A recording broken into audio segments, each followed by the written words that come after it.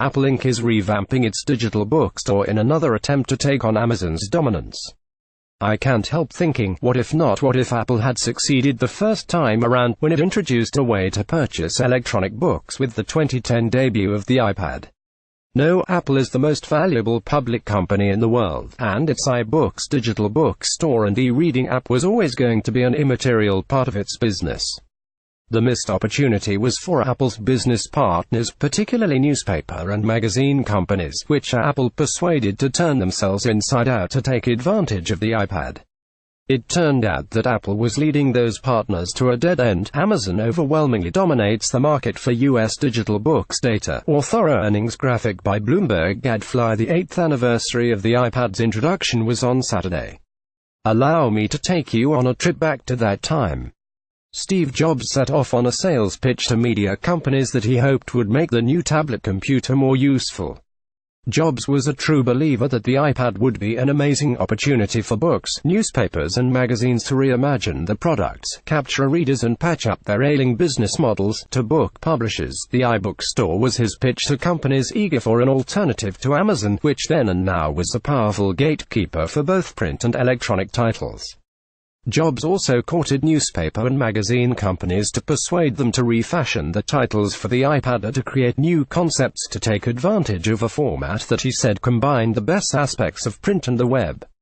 Some of Apple's business partners had misgivings, but many devoted time, people and money to tailor newspapers and magazines to the iPad. News Corp, publisher of papers including The Wall Street Journal and The Sun in the UK, created daily newspaper versions for the iPad and an iPad-only publication called The Daily.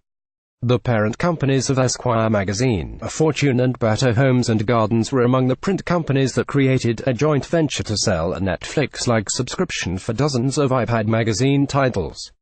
Sales of iPads peaked in 2013 and have been declining since then. Data, Bloomberg graphic by Bloomberg Gadfly. Note, Apple's fiscal year ends each September. In hindsight, it was a waste, and Jobs led them all on a costly detour.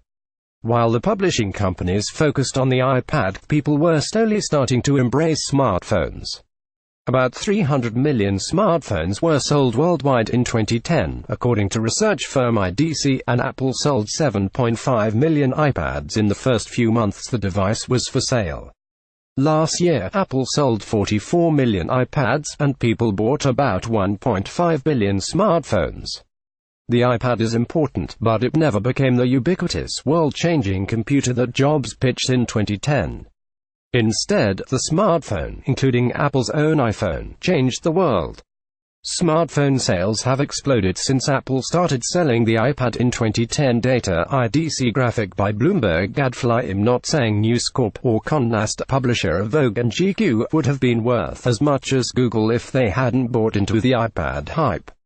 But they did lose precious time and money following Apple down the iPad rabbit hole when they could have focused on Facebook, internet video, smartphone apps, mobile websites, their own subscription products or other promising areas. Newspaper and magazine publishers no longer treat the iPad as a priority, if they devote resources to it at all. David E. Carey, a former Condé Nast and current Hearst magazine's executive, said in a recent interview that the iPad foray was worthwhile because companies need to try new things. We spent a fair amount of time and a modest amount of money. It didn't quite play out.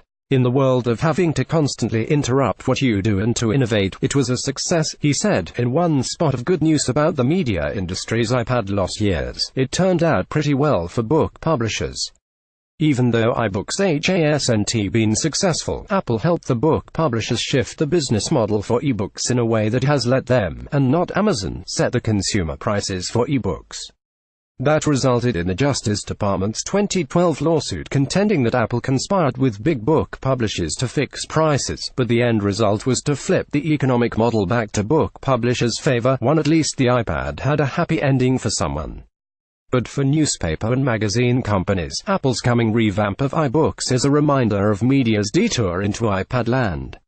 The trip barely made a ripple for Apple but proved costly for its allies. This column does not necessarily reflect the opinion of Bloomberg LP and its owners.